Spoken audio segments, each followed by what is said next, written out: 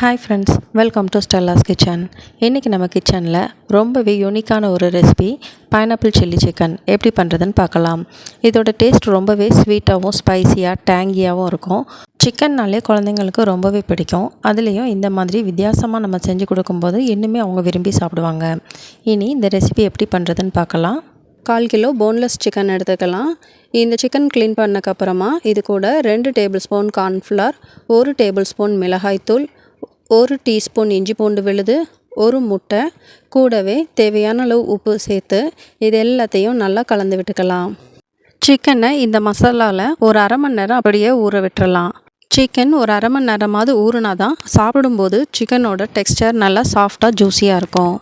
அரை மணி நேரத்துக்கு அப்புறமா கடாயில் எண்ணெய் எடுத்துக்கலாம். எண்ணெய் சூடானதும் நம்ம ஊற வச்சுருக்கிற சிக்கன் பீசஸ் எல்லாத்தையும் அதில் போட்டு மெதுவாக பொரித்து எடுத்துக்கணும்.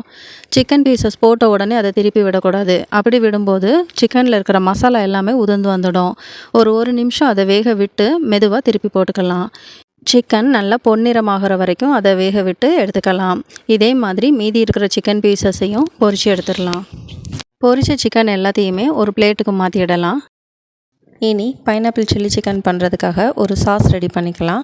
அதுக்காக 1 கப் அளவு பைனாப்பிள் கட் பண்ணி எடுத்துக்கிறேன்.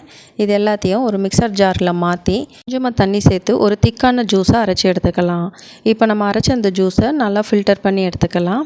இனி இந்த பைனாப்பிள் ஜூஸ் கூட 2 டேபிள் ஸ்பூன் அளவு சர்க்கரை, அரை டீஸ்பூன் அளவு chilli flakes, 1 table spoon cornflour, 1 teaspoon soya sauce சேர்த்து கட்டிகள் இல்லாமல் நல்லா கலந்து வச்சுக்கலாம். அடுத்து ஒரு பேனில் 2 டேபிள் ஸ்பூன் எண்ணெய் எடுத்துக்கலாம். எண்ணெய் சூடானதும் 5லேருந்து 6 பல் பூண்டு பொடிசாக கட் பண்ணது சேர்த்து நல்லா வதக்கி விட்டுக்கலாம். இனி இதில் ஒரு வெங்காயம் க்யூபாக கட் பண்ணது சேர்த்து வெங்காயத்தோட கலர் கொஞ்சம் மாறுற வரைக்கும் வதக்கி விட்டுக்கலாம். வெங்காயத்தோட கலர் கொஞ்சம் மாறி வரும்போது இதில் அரை கப் அளவு கேப்சிகம் க்யூபாக கட் பண்ணது சேர்த்துக்கலாம். கூடவே அரை கப் அளவு பைனாப்பிள் பொடிசாக கட் பண்ணது சேர்த்து ஒரு 2 நிமிஷம் ஹை ஃப்ளேமில் நல்லா வதக்கி விட்டுக்கலாம்.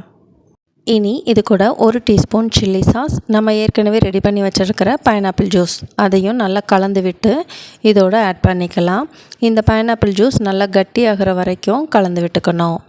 நம்ம ஆட் பண்ண பைனாப்பிள் ஜூஸ் இந்த மாதிரி நல்லா கட்டியாகி வரும்போது நம்ம ஃப்ரை பண்ணி வச்சுருக்கிற சிக்கனை இது கூட ஆட் பண்ணிக்கலாம். சிக்கன் ஆட் பண்ணக்கப்புறமா சாஸ் எல்லாமே சிக்கனில் நல்லா கோட் ஆகிற மாதிரி கலந்து விட்டுக்கணும்.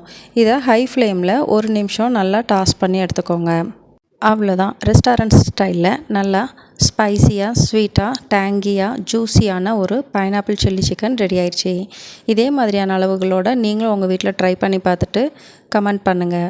உங்களுக்கு இந்த வீடியோ பிடிச்சிருந்ததுன்னா லைக் பண்ணி கமெண்ட் பண்ணுங்கள். உங்கள் ஃப்ரெண்ட்ஸ் கூடயும் ஷேர் பண்ணுங்கள். மறக்காமல் ஸ்டெல்லாஸ் கிச்சன் சேனலை சப்ஸ்கிரைப் பண்ணுங்கள். தேங்க்யூ.